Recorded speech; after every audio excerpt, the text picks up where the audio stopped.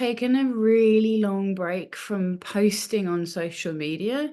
And if you'd have told me that like 6 months ago, I would have said, well, that's fucking crazy because then my business will die and then I'll have no money and then and then this and then this.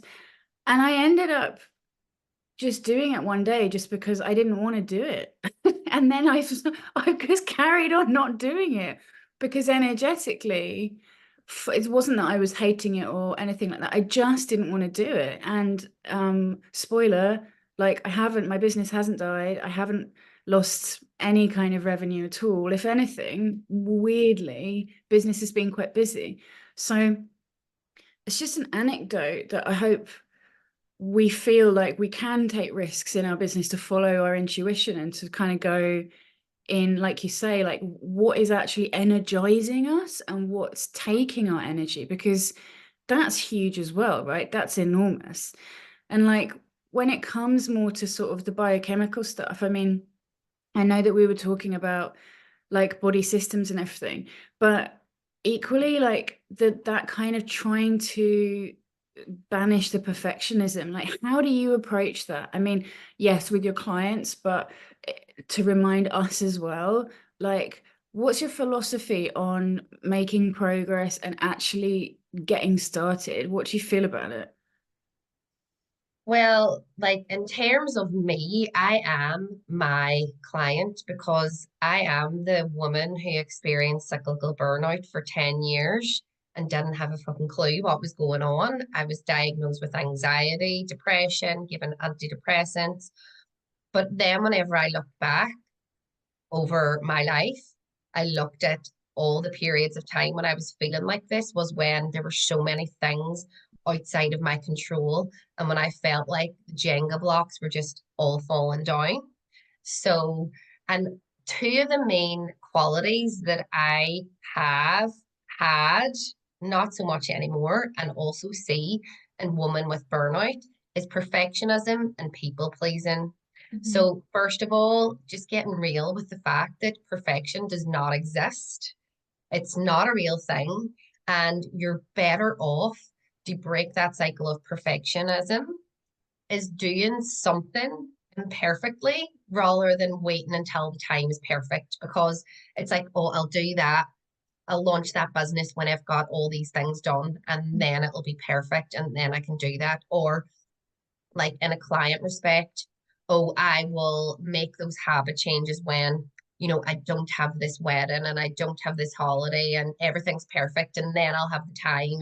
And it's like, shut up with the excuses. And like I say this with love because I do it to myself. And it's like, do something. It could be reading a page from a book, or it could be, you know, just sharing your thoughts or whatever, or it could be drinking a glass of water. It's better than doing nothing. So just showing up for yourself in some tiny respect is better than doing nothing. And that's when one of the things that I have worked on hugely over the years and see with, I would say, other practitioners, clients, is we lose trust in ourselves when we tell ourselves those lies all the time of, I can't do it now because I don't have the time, and I can't do it because this isn't the right time, and all the rest of the narratives, or I'm not worthy, or I don't deserve to do this because I don't deserve to feel better than I do, or whatever. But we lose trust with ourselves every time we set ourselves up for failure. When I say, you know, I need to make all these changes at once. I need to drink more water, eat more vegetables, go to the gym, meditate, breath work, da da da da da da da da da. You can't do all that in one day. So when you set yourself up for that and you don't do it, and then it's Wednesday and you're back on the bandwagon of what you were doing before, then you just feel like a piece of shit yourself and you're annoyed at yourself. And then the cycle happens. The same with, being a practitioner. If it's, I have to post every day on social media, I have to get X amount of followers, I have to get this money, there's no way that you can do all those things in one day, in one week. But if you can start getting more, intuitive about marketing and reaching out to people, or what your niche is, or what lights you up, or what really is the thing that you can help people with, then that's you making progress on your journey. So it's being real with what you can do and what you can't do and the time that you have. And I think also really realizing what's in your control and what isn't in your control, because we get caught up in a lot of the things that aren't in our control, and that's what really sends you on the spiral of despair, I think. Yeah, and it's so true that getting in touch with also what you want to do, it's so crucial, right? So like this newsletter is a really great example. It's just another anecdote. I was trying to put together some stuff on Facebook, and I wanted to help the practitioners who are in my community, and I couldn't make it work. I just felt resistance the whole time. Like it didn't feel right. It felt like a chore, and it just didn't gel. And it was another practitioner who kindly said to me, like, what would you want to do? What do you want to do? And I said, oh, well, I'd really like to chat to some of my colleagues. And she's like, well, do that then.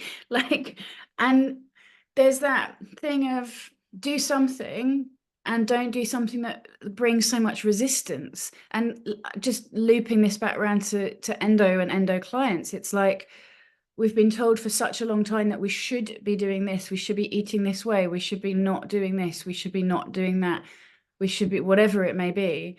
And if it's not resonating and it just feels shit, it's not going to be helping. Like there's no fucking way that's going to be making you heal in any way if there's a resistance. So I think that that's like really super important too.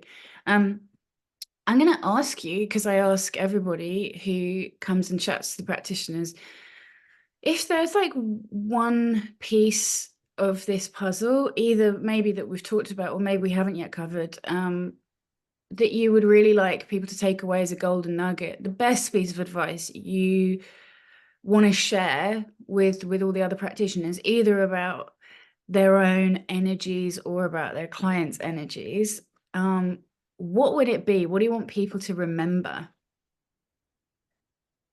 Yeah, like so I mentioned the perfectionism, which I think we can all be guilty of for Mm. sure. And especially when it's something as important as your business, it's your baby, and you really care about it, you're passionate. You didn't go and study for all those years just because you did it for a reason. And Mhm. normally that is because you've been on a journey yourself with your own health. So with that, I feel like aiming for progress, not perfection. That's really important. Marie Forleo is like an amazing business mentor, and she has a book called Everything is Figure Outable. And she says that everything outside of chronic illness and death is figure outable. So even the things that you think aren't figure outable, take your social media break. You probably told yourself for a long time, I can't do that.